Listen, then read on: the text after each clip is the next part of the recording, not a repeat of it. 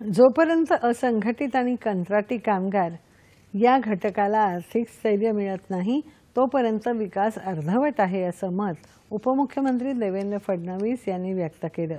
वीज कंत्राटी कामगारांसाठी सरकारने घेतलेल्या निर्णयाच्या पार्श्वभूमीवर नागपुरात आज संघटनांनी देवेंद्र फडणवीस यांचा सत्कार केला, त्यावेळी ते बोलत होते।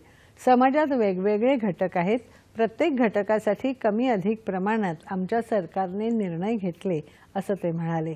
कंत्राटी आणि असंघटित कामगारांसाठी केंद्र सरकारने लागू केलेल्या कायद्याचा लाभ घेत नियमित कामगारांप्रमाणेच कंत्राटी कामगारांनाही सोयी सुविधा आणि नियम लागू होण्यासाठी आपण आग्रही असून त्यानुसार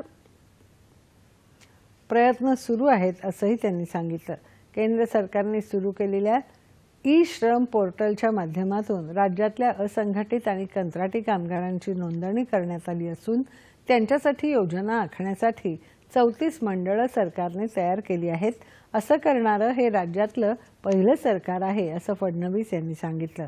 तर काही ठिकाणी कंत्राटदार कामगारांचं ATM कार्ड स्वतःकडे ठेवून कामगारांच्या खात्यातून पैसे काढून घेत असल्याच्या घटना समोर आल्या आहेत असं सांगत अशा कंत्राटदारांविरोधात कारवाई करण्यात येईल असा इशारा त्यांनी दिला। या कार्यक्रमाला प्रदेशाध्यक्ष चंद्रशेखर बावनकुळे उपस्थित होते।